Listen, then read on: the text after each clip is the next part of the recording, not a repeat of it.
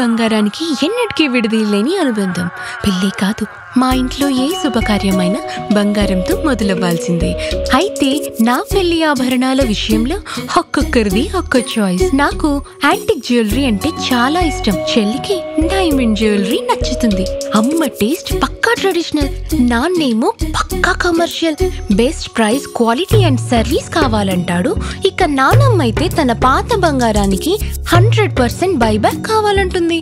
అయినా no tension, మా అందరి అభిరుచులకి ఏకైక ఎంపిక మానేపల్లి జ్యువెలర్స్. తరతరాలుగా తరగని స్వర్ణ బంధాలు మన మానేపల్లి జ్యువెలర్స్. హాయ్, హలో, నమస్తే, వెల్కమ్ టు క్యూబ్ టీవీ. నేను మీ యాంకర్ అనిల్. సో చిలుకూరి బాలాజీ టెంపుల్కి సంబంధించి కూడా ప్రధాన అర్చకునిపై జరిగిన దాడికి సంబంధించి కూడా పెద్ద ఎత్తున చర్చ నడుస్తుంది, అలాగే వైరల్ నడుస్తుంది. ఇదే అంశానికి సంబంధించి కూడా కొంతమంది వ్యక్తులు వచ్చి తనను భయపడించాడంటూ కూడా తను సెల్ ఫోన్లో రికార్డ్ చేసిన వీడియో కూడా మొయినాబాద్ పోలీసులకు ఇవ్వడం జరిగింది. సో దాని తర్వాత ఎంక్వైరీ చేసి కూడా ఆ వ్యక్తి ఎవరైతే ఉన్నారో సో తనను అరెస్ట్ చేయడం జరిగింది. సో మిగతా వాళ్ళ కోసం కూడా గాలింపు చర్యలు మొదలు పెట్టమంటూ కూడా మొయినాబాద్ పోలీసులు చెప్పడం జరిగింది. సో ఇదే అంశానికి సంబంధించి కూడా నెటిజన్లకి ఒక షాకింగ్ న్యూస్గా చెప్పుకోవచ్చు. ఎందుకంటే ప్రధాన అర్చకుడుగా ఉన్న ఆ వ్యక్తి ఎప్పటి నుంచో సేవలు అందిస్తున్న వ్యక్తి. సో చాలామంది భక్తులతో కూడా చాలా సరదాగా మాట్లాడే వ్యక్తికి ఇలా జరగడం కూడా ఒక క్వశ్చన్ మార్క్గా చూస్తున్నారు. సో ఇదే అంశానికి సంబంధించి కూడా అసలు ఏం జరిగి ఉంటుంది, సో ఇలా ఒక ప్రధాన అర్చకుడిపై రంగరాజన్పై జరిగిన ఈ యొక్క దాడికి సంబంధించి కూడా సో ఒక సమాజం మొత్తం పెద్ద క్వశ్చన్ మార్క్గా చూస్తుంది. అసలు ఏం జరిగిందో కూడా తెలుసుకునే ప్రయత్నం అయితే చేద్దాం. సో ఇదే అంశానికి సంబంధించి మనతో మాట్లాడడానికి సో మడుగుల శివప్రసాద్ గురూజీ గారు మన దగ్గర ఉన్నారు. వారి మాటలు అడిగి మరిన్ని విషయాలు తెలుసుకుందాం. సో గురూజీ నమస్కారం.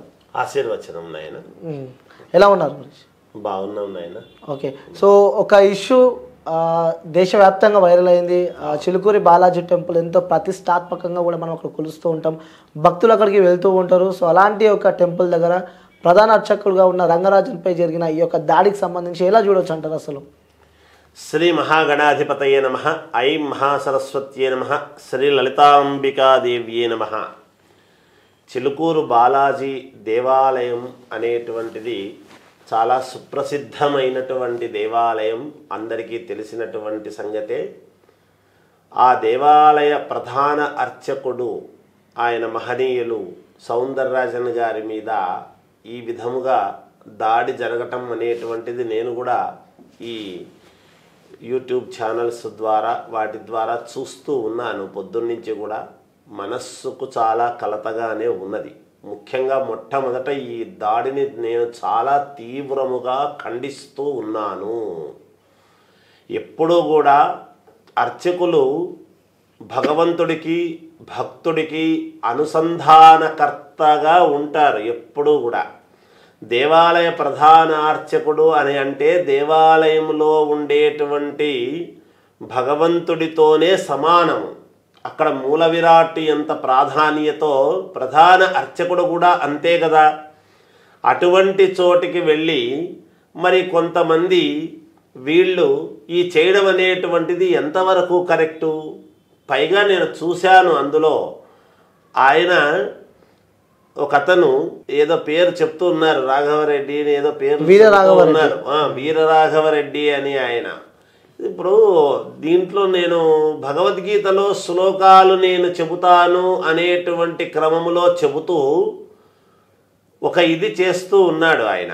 అసలు ఆయన ఇంటెన్షన్ ఏమిటి అనేటువంటిది ఎవరికి అర్థం కావటం లేదు. ఇప్పుడు అంత చదువుకొని అంత చేసి ప్రధాన అర్చకుడిని కింద కూర్చోపెట్టుకొని తాను పైన కూర్చొని డిక్టేటర్ లాగా చేయటం అనేటువంటిది ఇది ఎంతవరకు కరెక్ట్, సమంజసం?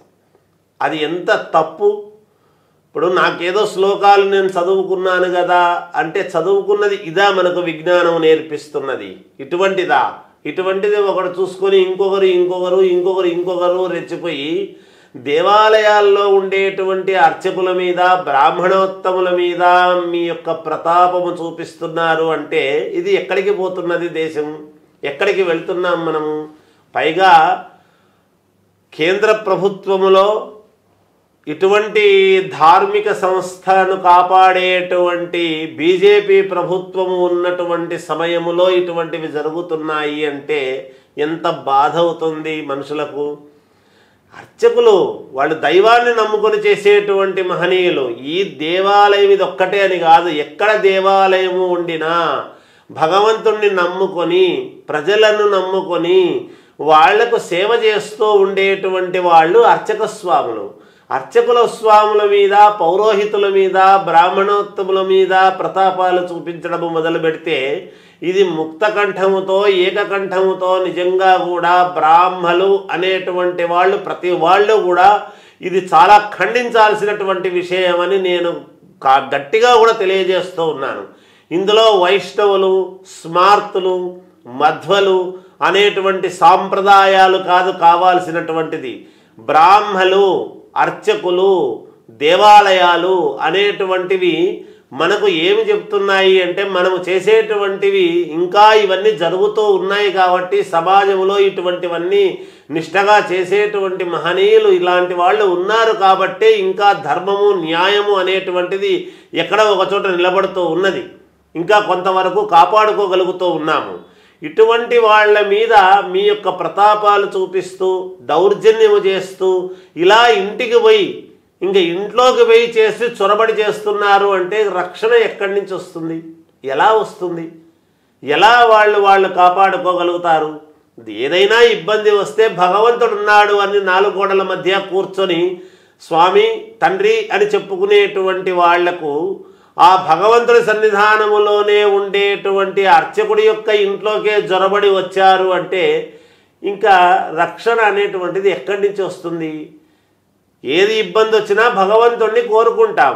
ఇంకా భగవంతుడి దగ్గర చేసేటువంటి అర్చక స్వాములకు కూడా పోలీసులను పెట్టుకోవాల్సిన అవసరం ఏర్పడుతుంది అంటే మనం ఎక్కడికి పోతున్నట్టు? సమాజంలో ఏమవుతున్నట్టు?